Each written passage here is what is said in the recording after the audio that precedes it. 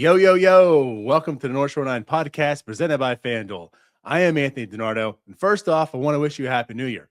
With today being New Year's Eve and all, we didn't think it made a whole lot of sense to go live at 9 p.m. and talk about a whole lot of nothing. Although, who knows, maybe we'll have an emergency podcast for Kazuma Okamoto if we're lucky. So we're going to give you something a little bit different. On today's show, our very own Cody is going to ask each and every one of us here at NS9 some positives and negatives to walk away from 2025 and what we are looking for in 2026. So I hope you enjoy. All right, DiNardo, 2025 is coming to an end. And I know everybody likes to joke around with you. Like you're both sides, DiNardo. You can never take a stance on anything. So my question for you, looking back at 2025, what is a positive thing about the Pittsburgh Pirates and a negative thing about the Pittsburgh Pirates that you can stand firm in and have like a firm belief about it? Okay. Fair question. Now, first off, I just want to make something also very clear. This whole both sides of the other thing. I do like to understand and see the opposing side, so maybe I can know the why of it, right? So like before, like we just go trashing things or whatever, or praising things, maybe seeing the other viewpoint and understanding, okay, you know what, I can see why this happened or whatever, right? To get at least a better understanding to inform myself of an opinion. But, I mean, because I've been very opinionated on some things also. Like, let's not forget that. Right or wrong, like the MLB trade deadline. Right. The baby Falter trade. Anyways, I guess, I mean, this is kind of like a cop-out easy answer, but there wasn't a whole lot of positive this last year.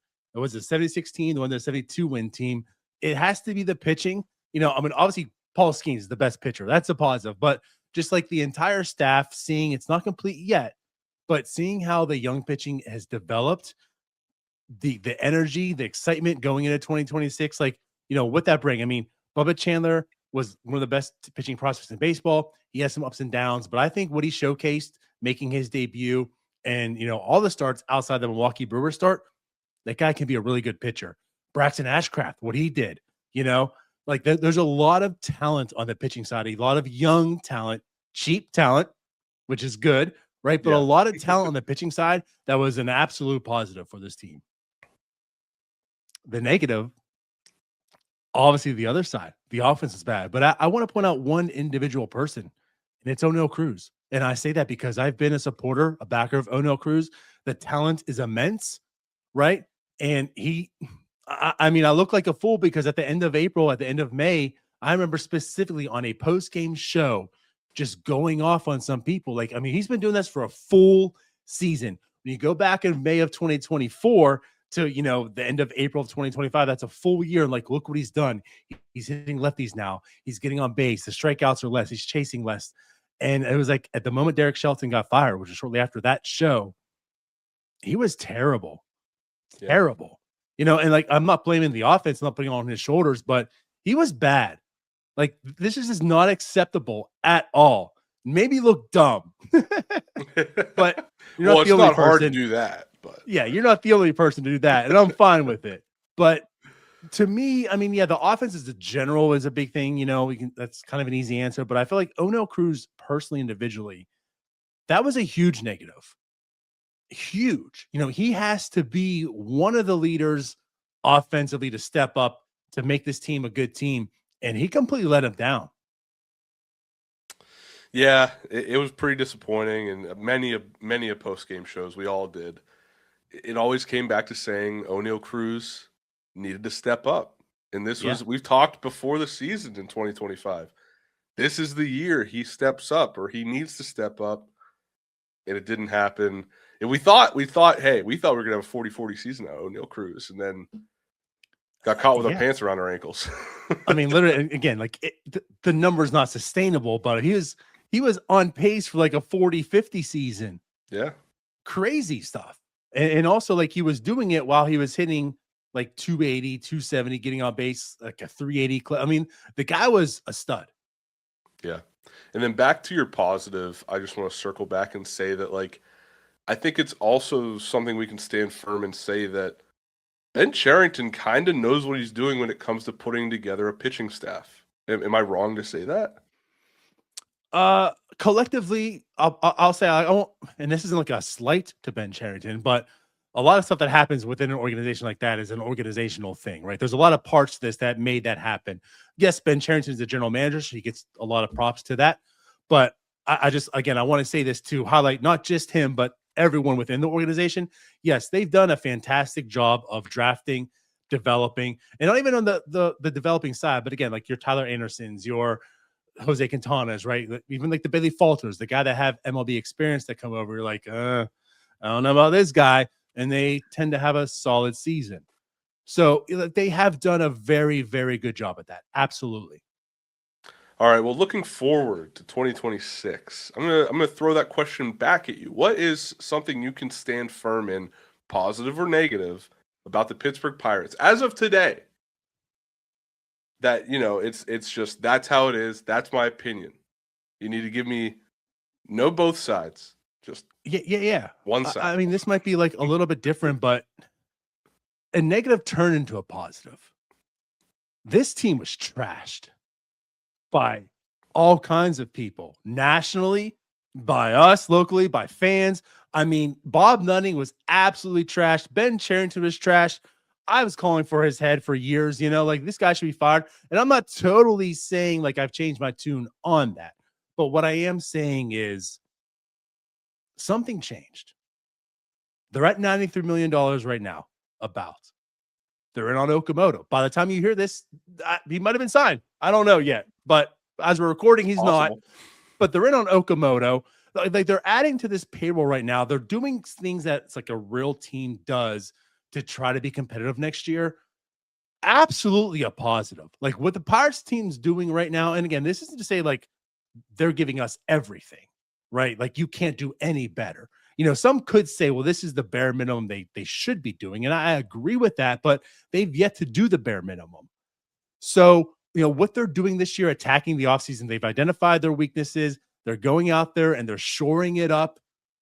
It's absolutely a positive. This team is actually doing things that a team who is truly trying to contend should be doing. So there's your positive. So what's something negative that you can say this needs to be fixed in 2026? I'm a firm believer that this is something bad going into the 2026 season.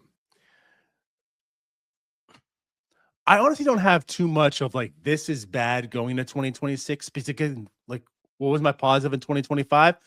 The pitching, whether it's the bullpen, starting, whatever. Pitching's good. They're identifying all the offense right now. I can't really pinpoint exactly, okay, this is bad. I want to do something maybe a little bit different. Okay. This team should have David Bednar. Like that's my negative.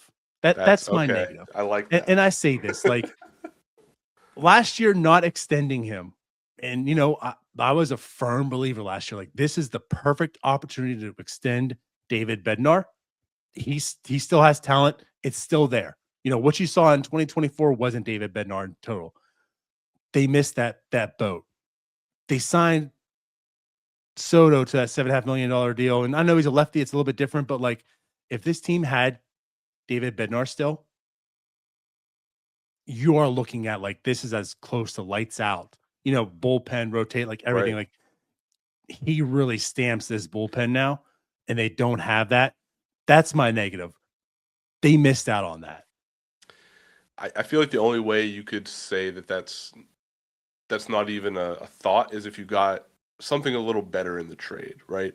Now, myself, I like Rafael Flores. I've come around on him, being around in New Jersey around Yankees fans. They didn't talk too much about him, but when you asked, they talked highly of him.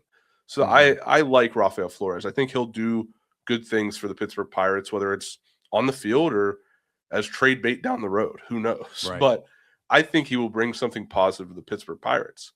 Now, on the other hand, yeah, I really wish David Bednar was on this team. I did. And that's also because I listen to WFAN New York, and they are not thrilled about David Bednar, even though he was lights out for them. Okay. They know in the back of their head, they're like, look what he did the last 2 years. He wasn't himself. He wasn't this great closer like he was in years prior. They know in the back of their head there's doubt. So that just makes me want him even more. It's like, bring him back then. Let's Yeah. reverse the trade. I truly believe, David Bednar should still be on this team for baseball reasons, but also it also is kind of weird that like this team might be good this year. Yeah. And it's going to be without potentially Kutch and Bednar. Like that's right. It just like, feels dirty. That's kind of you the had all this time to be thing, good, right? and you couldn't do with them too. That's the strange thought, is that this team is going to be good without its, like, for lack of a better term, Pittsburgh identity. Right. Like Andrew McCutchen is Pittsburgh. It's Pirates baseball in the 21st century. David Bednar, he is a Pittsburgher. He brought that Pittsburgh grit to the mound. Both of those guys either aren't on this team or won't be, or may not be on this team. I agree. And it's weird. But it also makes me excited to see what the 2026 Pittsburgh Pirates identity becomes. For sure. Yep. So there's my answers. All right, Neil. So you're our resident hater of managers. So yeah, that's correct. I need to know, mid-season 2025, the Pirates fire your boy, Derek Shelton, and go with Don Kelly. What effect do you think that had on the 2025 season, if any? Yeah. I think any new manager gives like a little bit of a boost because it kind of just changes up the energy in the clubhouse and kind of like it's like a visible sign that people need to get in gear.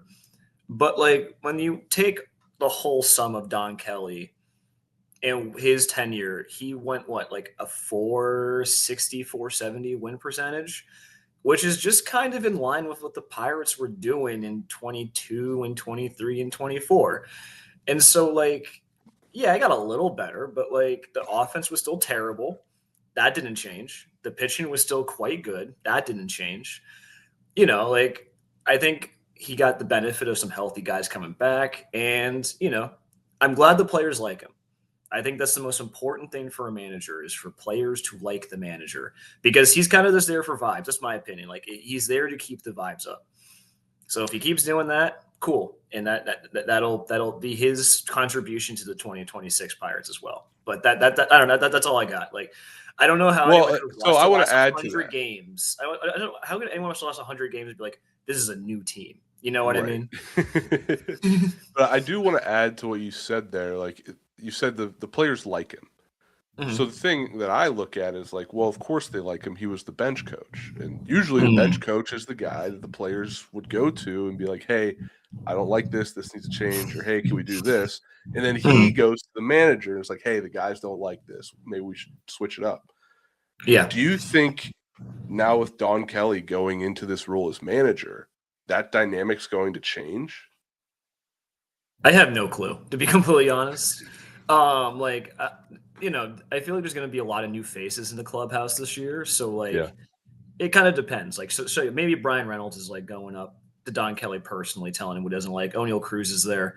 But to be completely honest, I don't know enough about like bench coach responsibilities and how that translates to being a manager. Because what wasn't Shelton the bench coach for Minnesota before he came over? He was something for Minnesota. I'm not sure if it was bench coach or hitting coach, but yes. Mm-hmm. I know he was a hitting coach, but anyway, I guess the point is like, if this has an effect, it might be like 1 or 2 wins just because the players are happy. But these are professionals, and they should be showing up every day regardless. No, you're right. But I do think that, having that relationship already of like, hey, I can talk to this guy about stuff, I think it helps the veterans on the team to be like, hey, I can go straight to the manager. We already have this relationship. I can go to him directly, and I don't have to go through a bench coach. And the bench coach can be responsible for other things. I think that could be a dynamic that helps this team in 2026. That'd be helpful. I would hope that, Shelton was there for 5 years, right? Yeah, he was there for a long time. Like, if Shelton wasn't letting guys come to him directly, then that's a problem. That was a problem, right? Not saying that's what we don't think that's what's happening. We don't know. I don't know. That's the case, and that's actually something you should be fired for. But these are grown men. Like, if you can't go talk to the guy, that's an issue with the manager or it's an issue with the player. Right. It just gets into personalities and who gels with who. But anyway. Yeah.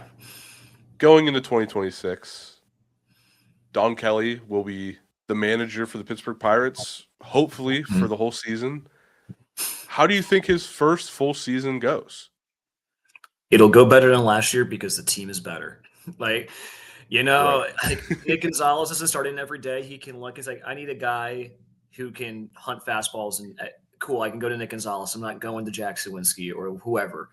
Like, I just feel like that. Obviously the offseason is a long shot away, and we've brought in 3 guys, but like those 3 guys, Mangum, Lau, and O'Hearn, are all like guys who would easily be like some of the better players on the team last year. So that raises the ceiling quite a bit. And so I think he'll have a lot more joy picking lineups. I think I just saw tweets like Derek Shelton was like punching a wall, seeing like what the Pirates are bringing in this year. But it will go better because the team should be better. How much it is on Don Kelly, people disagree with me. I don't think it's going to be a lot. I know you disagree, but Ryan vehemently disagrees. Let's pull back the curtain. I disagree with you for a bit. It's a bit. We both know the manager, he does what he can with what he's given, right? Yeah. It's the GM that sets the table. Mm-hmm. He gives the manager what he needs to succeed, and for almost 5.5 years, Ben Cherington wasn't doing that for Derek Shelton. But it seems like he's setting up Don Kelly to be successful. For the time being, yeah. Like, again, Right. things could go horribly wrong, but like for the first time, I'm pretty optimistic going into the season. So like, and I think I said this before, but I think that Don Kelly is quite a good politician. And what I mean by that is that he does all the things that the fans and the radio hosts and like all the love to see. Like he argues, he pinch hits, he bunts or whatever. Like he does, and like he will also like I feel like very early on he got himself thrown out of games, and I think that was very intentional to get the fans riled up. And so in a sense, I think that's good because any positive that people can attract to the team is a good thing. So even if I don't think managers matter, there are thousands, if not millions, of people who disagree with me. And so if they're being brought in a little bit, at least because of Don Kelly, I think that's a big thing. Like, we all liked Clint Hurdle. Do I think he really changed much? No, but like everyone liked him, and that was a big thing. And we loved seeing him like stick it to the Reds. And so that stuff for fan engagement does matter. And so if that's the biggest improvement because people really hated Shelton, fine. And that's good. Any positivity this team has is needed. Yeah, and I think it just helps. Like the manager helps with the psychological part of the game. Like if the manager's going out there fighting for his guys, the fans are going to say, "Well, he wants to win, so I want them to win. I'm going to continue to cheer for them because they want to win." And when you see a manager not doing that, kind of being complacent, and if there's a close call, not arguing, not being like, "Hey, I got to stand with my guys," then the fan base pulls back and they're like, well, they don't care.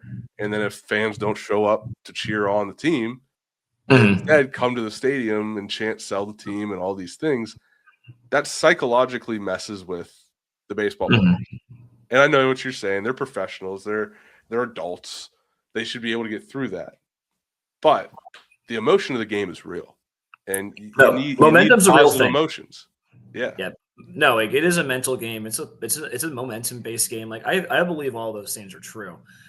I would be shocked if if fans are pulling up just to watch Don Kelly.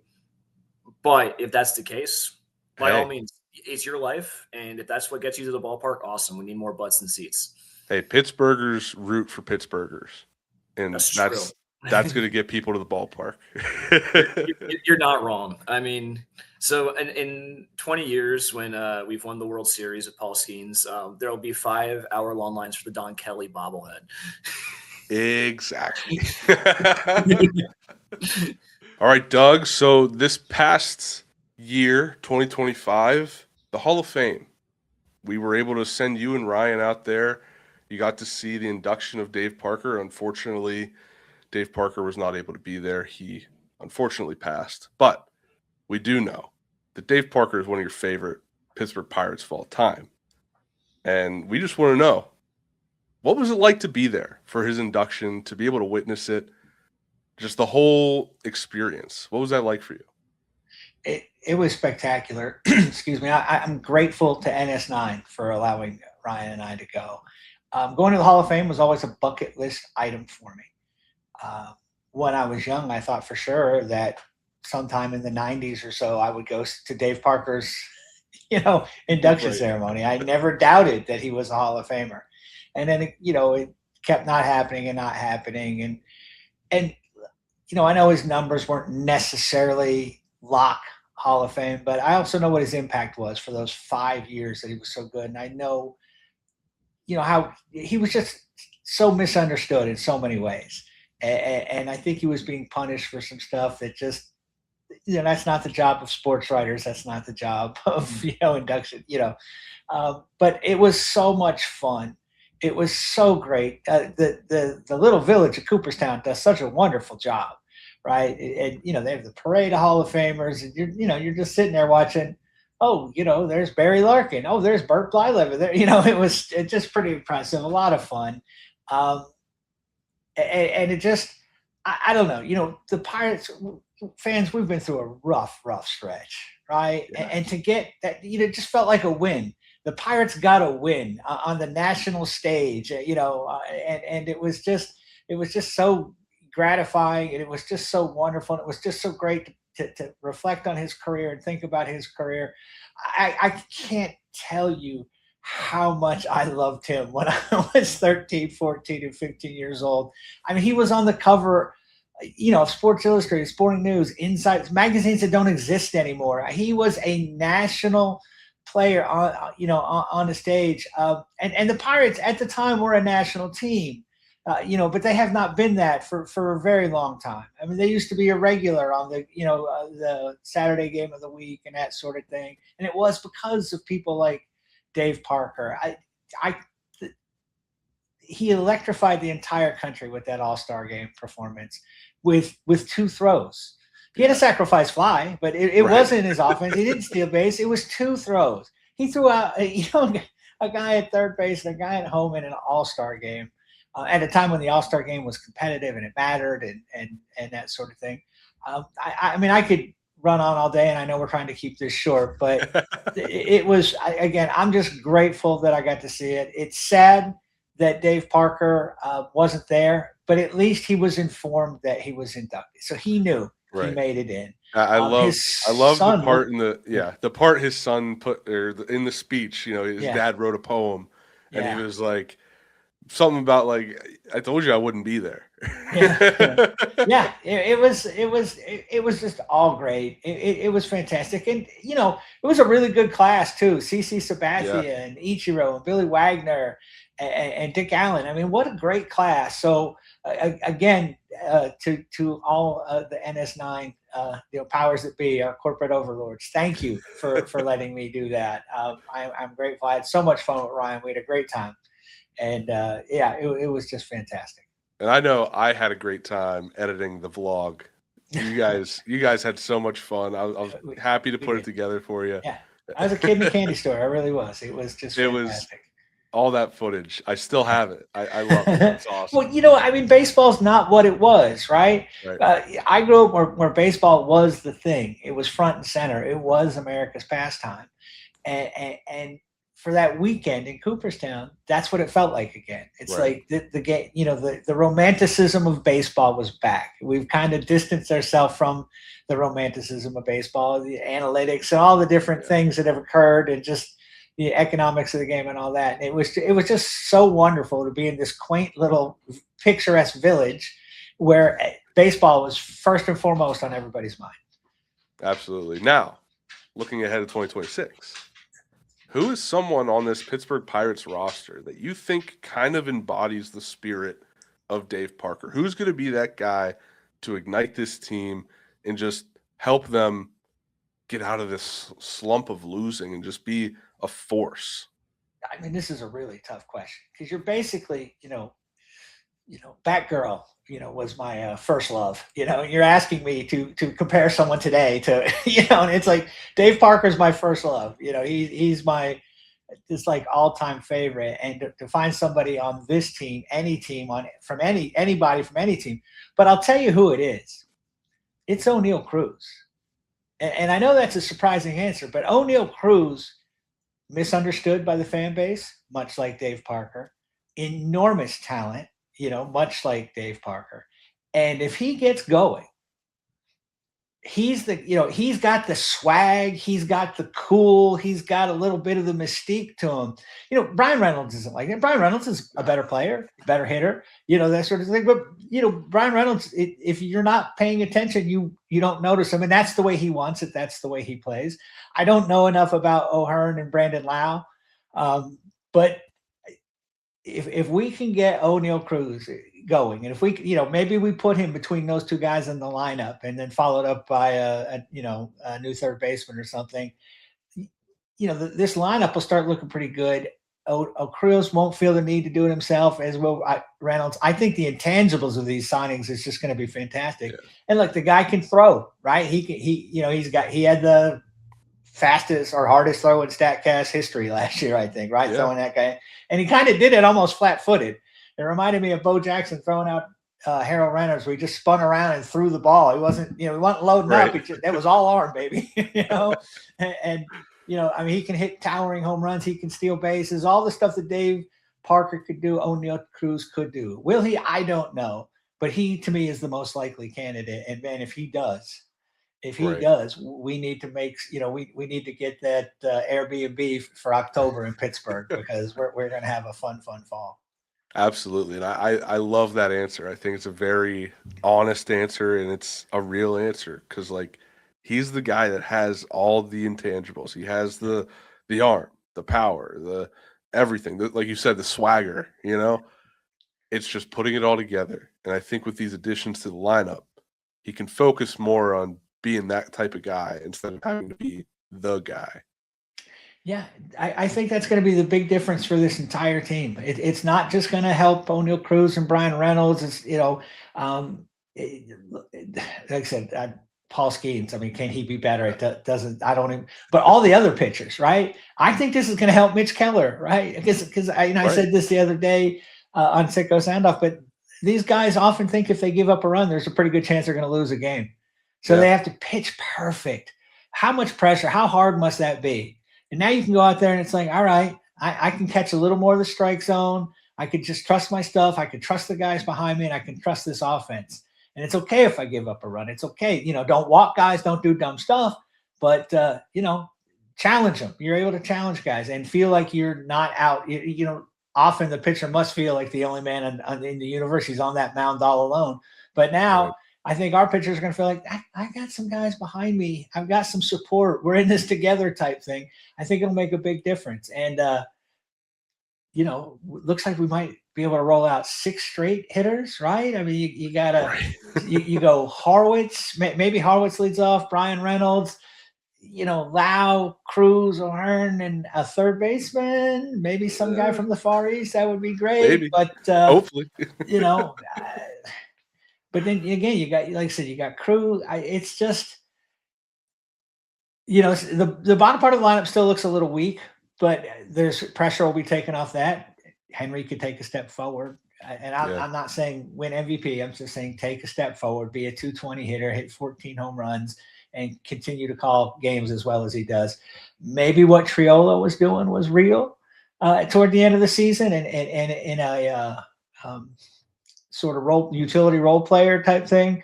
All of these moves should light a fire under Nick Gonzalez, right? Yeah.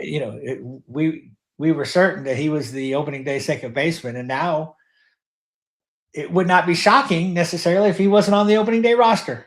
I think he will be, but and especially if they go sign a third baseman, right? There's, it's like, where are we going to play him and how much? So, then we have Connor Griffin hopefully coming very soon. So, and again, right, we Anthony and Neil talked about, now Connor Griffin doesn't feel like he has to save the team, right? And I think that'll be a big, he can come up and you can bat him 7th or 8th, or you can bat him later. It doesn't matter, right? He just has to be the best possible version of himself. And I'm getting enthused. It's the most promising offseason we've had. I can't, I don't even remember. Right. I said I I don't can't even remember the this- last time I was the 13, listening to- 14, 15. They didn't have great offseason. You know, the Russell Martin signing was great. You know, acquiring AJ Burnett, but that was we got 2 All-Stars. And they weren't All-Stars in 2021. You know, they were All-Stars Right. last season. Their last season, they were All-Stars. You know, we've had we've signed some guys in the past where it's like, he had a good year 3 years ago. He's coming off injury. He's coming off poor play, that sort of thing. These guys are coming off 2 of their best seasons and are still in their prime and have been in some sort of winning circumstances, that sort of thing. So yeah, I'm looking forward to this. I think 26, it's already a really good offseason. And just get us to spring training. Just get us to spring training. Yeah. This is great. I'm struggling with being optimistic. I'm not good at it. I'm not familiar with it. Right. So, it's like, am I losing my mind? Am I going out of control? Am I going, But no, we said it. 4 runs. We're well on the way to 4 runs a game. We score 4 runs. We're a pretty good team. Paul Skeen's going to win 20 games next year. I know nobody cares about wins, but I still think it'd be pretty neat. Yeah. Yeah. All right, Jim. So looking back at 2025, the Pirates farm system kind of, I don't know if you want to say exploded, but like had a lot of talent rise to the surface, So I want to ask you, who's a prospect in the Pirates system that really surprised you in 2025? I mean, I think the easy answer here is Connor Griffin, but I'm going to stay away from that. I don't think anybody expected him to be the number 1 prospect in baseball.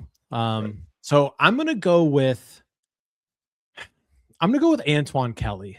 Okay. And the reason for that is like he was always, a top 30 prospect, at least, kind of on the radar heading into this year. But then we got the reports from like the end of spring training and the beginning of the minor league season that like this dude was throwing 100 miles an hour on his fastball. And anytime you can find a starting pitcher who can do that consistently, like it raises your suspicions a little bit.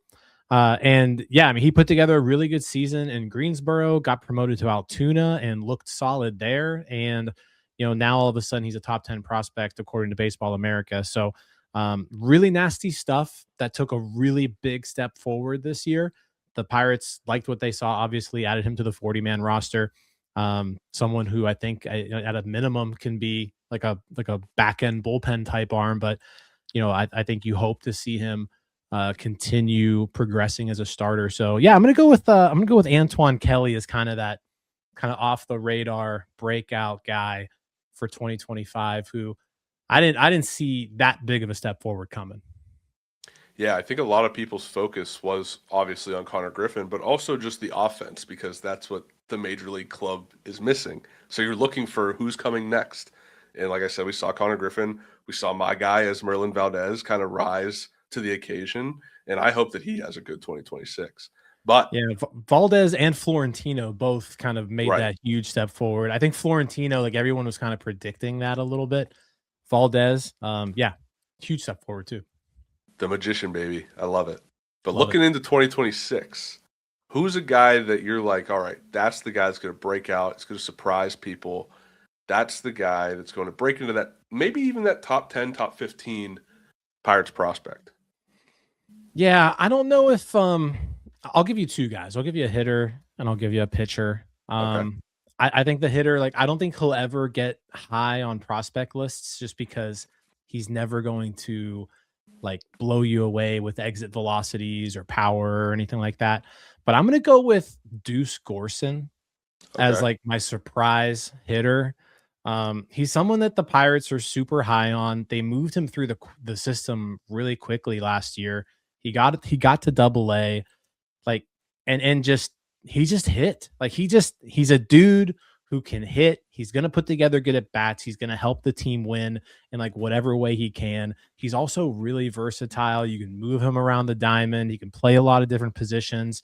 I don't think he's going to be like I said, I don't think he's ever going to be like that high on prospect lists, but I think he's someone who could help the Pirates, like the Pittsburgh Pirates, at the major league level next season in some capacity, maybe as as a utility player. But yeah, I'm gonna go with Deuce Gorson as like my sleeper hitter to watch going into next year.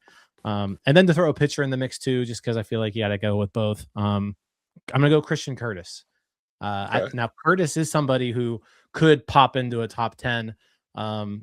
He's got just nasty stuff, 3 really solid pitches, gets a ton of swing and miss. When he's locating his stuff, he's almost unhittable.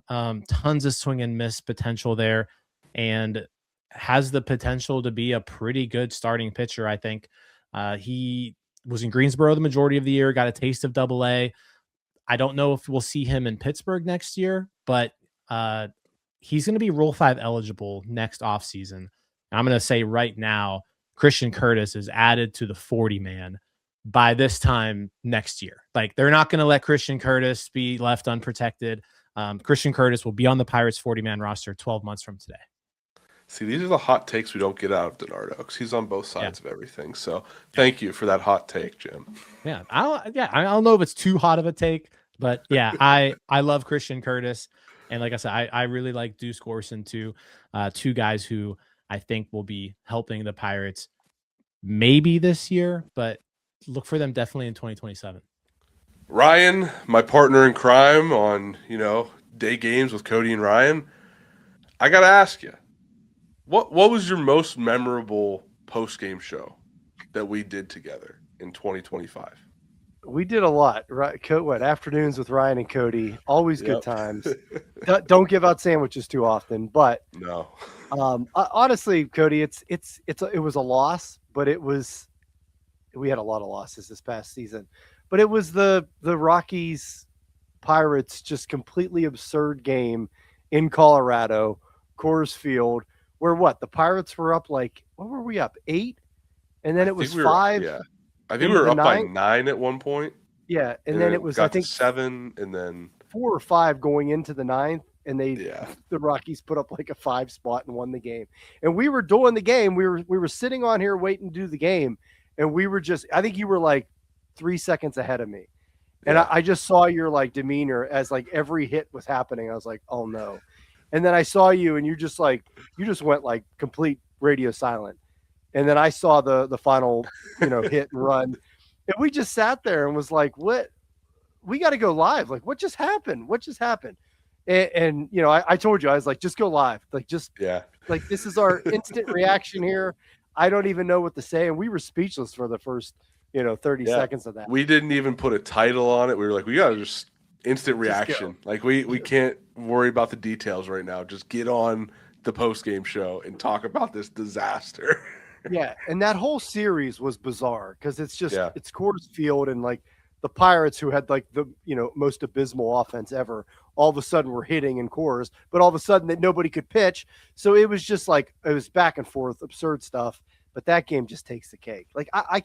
I can't think of a memorable win. That's how bad it is. What do they say? You always remember your losses more than your wins. But yeah, I remember that one, Cody, just because I just remember seeing your face. You just sat back in your chair, and I was like, am I kicking this show off? And it was just that was your pose, and I just didn't have anything to say. It was speechless. It was just a crazy game.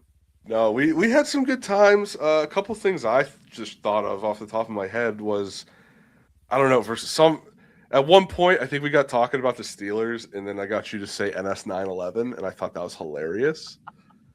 And then there was and then there was another moment that I remember. I don't remember us talking about it, but it was a moment in the game that we had to do a post-game show for, and it was whenever Andy Rodriguez came from first base and took out Joey Bart. Oh yeah, that was that was an afternoon game. Yep. But those are the only things I remember. I mean, obviously, yours takes the cake. I do remember that moment, but those are 2 other ones that came to mind. But yeah, I'll be honest, those day games, I'm watching them and I'm like, I'm brain dead. I'm like, what is this is it's slow. Nobody's, And I think it's because these guys are like, they're like, we just played last night. We got to wake up early this morning. We got to play. It's very lethargic. Yeah. So And there's like, when there's like 7,000 people in the crowd for a day, Right. weekday game at 12:35 start and all that. in the middle of April. Yeah. It's funny for me because like with the day games that we do, because our schedules are different than most everybody else on NS9. Yeah. Like they actually have normal day Right. jobs. But like I have a window that like I can start the post game. So those day games are always like, well, as long as the game ends before like 3:10, like I'm in. Yeah. So it's always like judging that. Like the first 5 innings will go by in like 40 minutes, and you're like, oh, I'm good.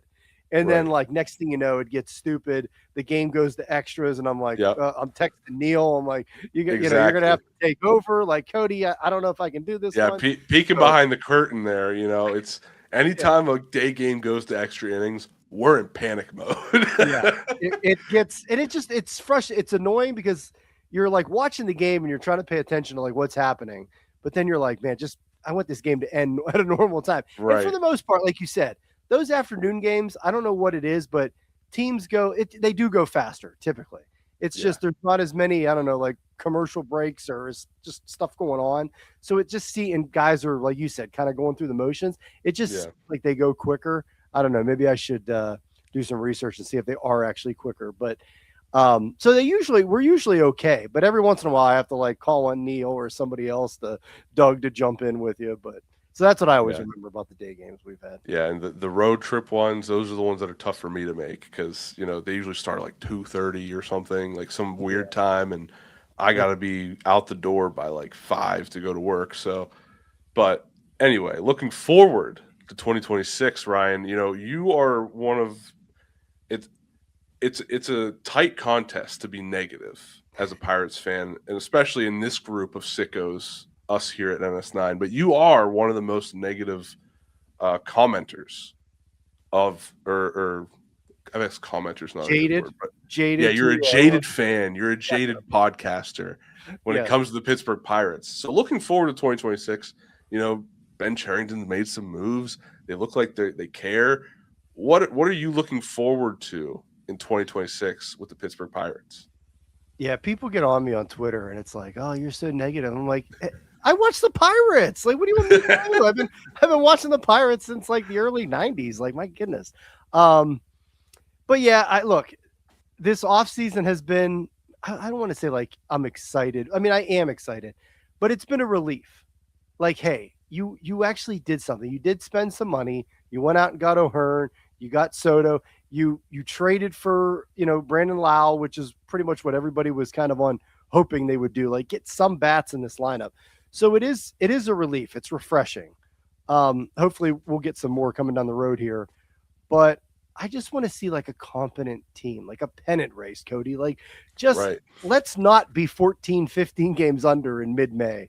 Like let's just hang around, maybe get in first place or maybe actually get a pennant race going.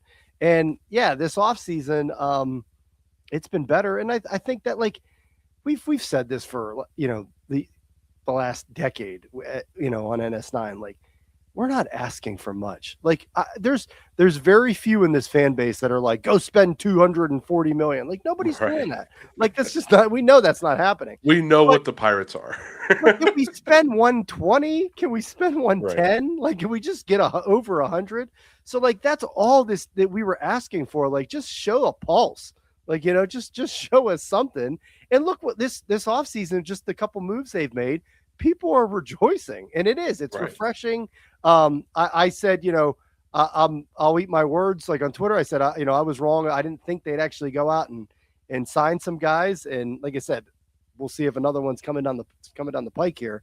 But it's like it is refreshing, and I hope it leads into a fun season. Like I want to see Paul Skeens pitching meaningful games in a pennant race down the stretch. We want to have exciting afternoons with Ryan and Cody. That's what we want. That's right. Very exciting games and just exciting baseball. Like past May would be exciting. Right. Having a tailgate, NS9, live tailgate in June and July and having the season not be over would be really nice. That would be fun.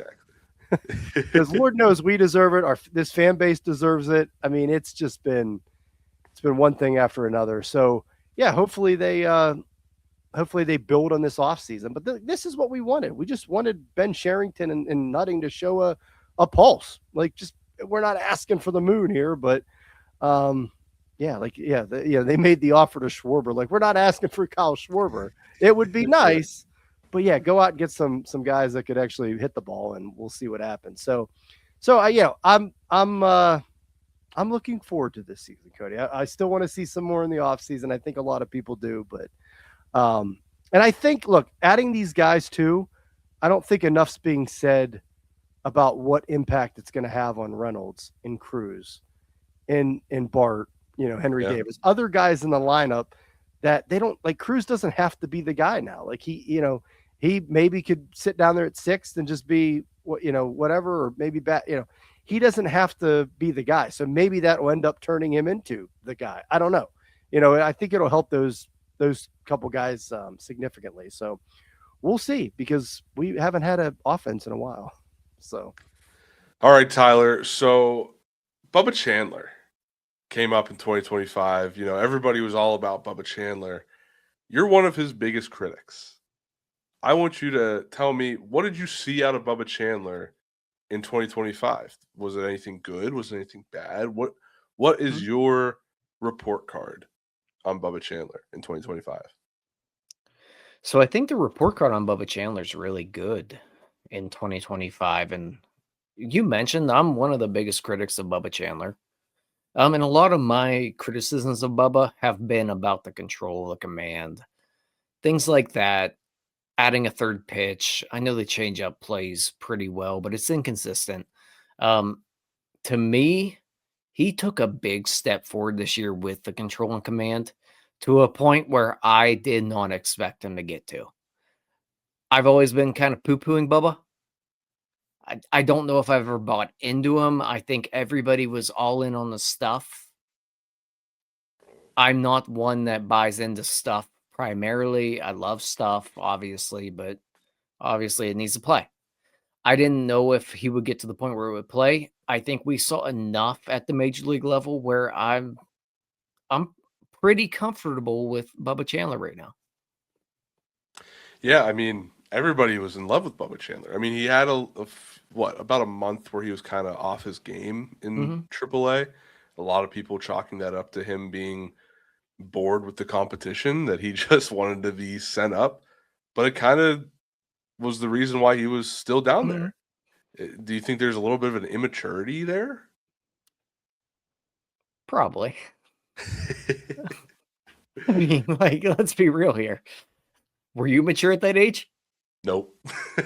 I'm not mature at this age. I'm almost 30. I mean, look at me now. The hell, last night we were playing Uno. We were playing Uno on PlayStation. We're not mature. Let's be real. Me, you, Jim, DiNardo just spent 3 hours last night playing Uno and screaming at each other. So do I think there's an immaturity issue?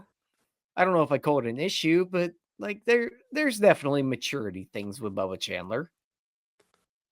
But that's just I don't know if that's a negative either, because that could also be a positive. Maybe the fun, loving, jovial child that was supposed to be a starting quarterback at Clemson at this point in his life, you know what? Maybe his personality is good for this team. And I think you're onto something, because last year when he pitched well, he came off the mound and he was vocal. He was that guy. He was pumped. We didn't really see that out of Paul Skeens. Paul Skeens is kind of like the stoic, I'm going out there doing the job and I know I'm good at it. Whereas Bubba comes out and he's like, I'm good at this and I'm going to let you know I'm good at it. Oh yeah. What? So, I mean, on the Paul end of that, Paul's Paul, man. Yeah. Paul Skeens knows he's a dude. Paul's you don't, let's be real here. You don't date Livy Dunn without knowing you're a dude. Exactly. You don't get to do that. Well, before we get on too much of a tangent here, looking to 2026 and looking at Bubba Chandler specifically, where do you think he goes from here? I mean, he's most likely going to be a part of the rotation, right? What kind of step forward do you expect to see from him? And realistically, what do you think is going to happen with Bubba Chandler in 2026? That's a tough one because I think he could go either way. He could go into the lower 3 ERA type of guy that turns into a number 2 type of starter where we're bought all the way into, and you've got your guy. You've got your guy after Paul Skeens. You've got the Mitch Keller replacement. You've got another arm here, basically. I could also see it going the Mitch Keller route where he's got a 4.20 ERA and, he's eating innings because he has the body type to do so. And he has the stuff. He has the pitch mix at this point. I think he could get by just as a mid-rotation starter. But I think if I look at it for where we're at right now, I think that we're talking about a guy with a 3.15 ERA by August next year. And he's got 140 innings under his belt and in 2026, and he's throwing really good baseball. I can't doubt the guy. He should given me no reason to doubt him. I love it. You've come all the way around on Bubba Chandler. I have. I love it. So, Nate, you're the newest member of NS9. You joined us this past year, and I really just want to ask you, what's been your favorite part about doing stuff with NS9? I would say my favorite part is definitely Cody been getting to know everyone. It's funny, I've been watching this channel for pretty much a long time. These last couple of years, tuning into post games and stuff, finally meeting everyone in person at the tailgate this last year. And literally a couple weeks later, getting a Discord message from Jim Rosati, the Northside Notch, who is now banned on Twitter, saying, "Hey, we have this idea. You want to hop on in the group?" And I was like, "Sure, why not? I have nothing else really to do." And now we're here making fun videos. It's been a lot of fun. And yeah, that's kind of what I've been enjoying the most. Yeah, so let's get into those videos. What's been your favorite part of making the videos, or what's your favorite video you've made so far for us? So I think first of all, my favorite part of making the videos is watching the guys, or myself, mainly the guys though, be dumbfounded by them not remembering things. I really enjoyed, I can name a couple of them. Doug trying to do the 20 questions. The whole time he kept wasting his questions on, is it this person? Is it this person? And Jim sends a text or in the YouTube comment says, "Doug, that's not how you play 20 questions." That was a good one. I really liked our live stream we did this year, our all-time draft. Despite people on Facebook and Instagram not knowing how a draft concept works, read the comments. But yeah, I thought that was a good one. I know Brian and I, people were not fans of our draft. I know everyone loved Tyler's, but to the one person I saw in the comments said Nathan's team was the best. I kind of forget who it was, but I remember the profile picture. Thank you very much. There was that one. And I'm trying to think of other ones I've liked. I mean, it's kind of just an overall consensus, just trying to get stuff out, what I think Pirates fans will love.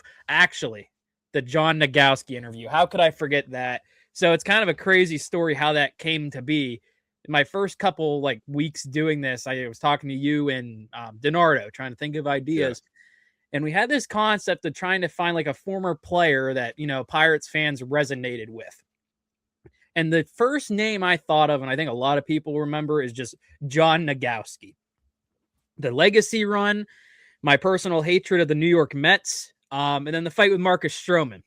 Yeah. So we weren't going to have a video. Where we were supposed to have a video that weekend, but I wasn't able to really record anything or edit something in time to get something out. So I just shoot him a DM saying "Hey, you want to do this?" Possibly, not thinking he'd answer. The dude answered me in 20 minutes. Yeah, it was 20 minutes insane. To an hour. I text you guys. I called DiNardo first. I was like, "You are never going to believe what just happened." He's like, in his DiNardo voice, he goes, "What?" And I'm like, "We got Nagowski." And he's like, "You're kidding." I was like, "No, here it is. I got Nagowski." He's like, "When you doing?" I was like, "Tomorrow." So John Nagowski did a great job, just quick turnover, willing to come on and talk for like 30 minutes about basically his short Pirates tenure, but you got a lot of good stories out of it. And I like the fans seem to love it too. And like I feel like that's something I would like. I don't know if you're gonna ask this, but something like maybe try to do more of next year. Try to get in touch with some of these like random Pirates. You put it like this, cult heroes, like you're like Kai Toms of the world. You're I wouldn't know if this guy's a hero, but you're Josh Van Meters. You're those guys.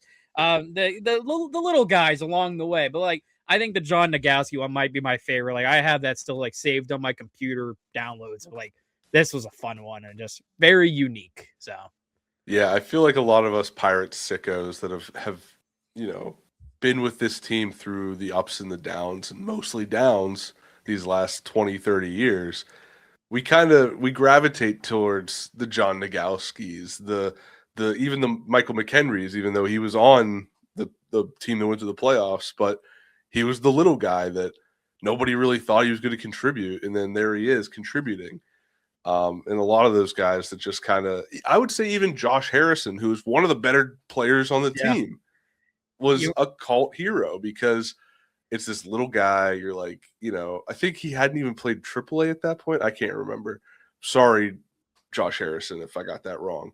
But hey, that's our rival podcast. I know. Hey, I'm not trying to throw shade here, but he comes to the Pirates. Everybody's like, what's this guy going to do? He's a super utility guy. Like, what's he do?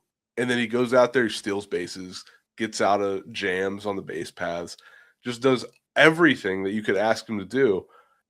And those are the kinds of players, the lunch pail type of guys that come to Pittsburgh and we love. Your Travis Snyders. Those the Travis Snyders. It's funny, quick little story. My buddy who became one of my friends from college became a Pirates fan literally in 2021 or 22. I don't know how I was like, why did you pick this team? Like he was an Orioles fan, stopped really liking baseball, took him to a Pirate game, just like, hey, we're at IUP, let's go to a baseball game, see if you enjoy it. He fell in love with a player by the name of Michael Chavis. Michael Chavis is the reason he is a Pirates fan. I am not even kidding. And I was like, why do you like this dude? Like, what is drawing you to Michael Chavis? Like, oh, it's the haircut. And he saw him, of course, hit a home run in person. Of course, his first game he was at. So that is why he's a Pirates fan. And he almost got a Michael Chavis jersey. So, like, Chavis, the ice horse, is his favorite baseball player. So, yeah, maybe we'll try to get Chavis on. Who knows? If you were going to like somebody for their haircut, I would think it's John Jaso. But yeah, we got to try to get John Jaso on. I saw him doing some podcasts. Yeah. But looking to 2026, you kind of brought it up already. What are you looking forward to doing with NS9 going forward? So I'm excited for multiple things. I know the first one, I don't know if this is spoilers or not, so you can cut it out. I'll be joining you guys at spring training. I'm excited for that. I'm trying to think of some ideas what we could do in person, depending on when everyone's going to be down there. Maybe doing something at the house we're going to be at. I think that could be a fun little concept, like a little whiteboard style draft. Maybe try to find some player interviews, try to find some people and be like I said, like something like the John Nagowski interview. If there's like any retired Pirates or like guys that are retired that were on the Pirates for like a month or less that you like, that resonated with you, honestly, drop them in the comments below. So maybe we can try reaching out. I know the North Shore 9 might have a better chance of getting a hold of these dudes rather than my unverified self on Instagram. But yeah, some of that, probably some more draft videos. I kind of want to keep this tradition of this all-time draft thing going around Christmas. Yeah. I think it would be a fun concept, or maybe do it like 4th of July and then on Christmas to see what happens. But yeah, try to get everyone in that. But yeah, maybe some other games as well. And who knows, maybe we'll be launching, knock on wood, a North Shore 9 Japan account. Who knows? Maybe. Who knows? Maybe by the time this comes out, that may be confirmed. Listen, I volunteer. I will run the North Shore 9 Japan account. We're going to AI turn this all into an anime, okay? This is what we're going to be doing here. Well, Nate, we're glad to have you here in the NS9 family. You've been a great addition, and can't wait to do more stuff with you going forward, man. Yeah, it's been a lot of fun. Like I shouted them out in the Family Feud. Shout out to the fellow members of the Horde Train. Spencer Horwitz is due for a 40-40 season coming up. You heard it here first. Hey, I hope so, since I just got a Spencer Horwitz signed jersey for Christmas. I got a signed ball for Christmas too. There we go. Horwitz believers and Horwitz truthers are on top right now. So hey, we're invested. Yep, I've been invested. All right, that wraps up this episode of North Shore 9. Thanks so much for tuning in. Whether you're listening on the podcast or catching us on YouTube, if you enjoyed the show, please give this video a thumbs up and don't forget to hit that subscribe button if you haven't already. It really helps us grow. And if you're listening on the podcast, a quick review goes a long way in helping others find the show. Plus, be sure to tell a friend about us. There's always room for more here in the NS9 community. And for those looking to support us a little more, consider joining our Patreon, become an MVP member, and get exclusive perks while helping us continue to bring you more of the Pirates content you love. Thanks again for all your support, and let's go Bucks.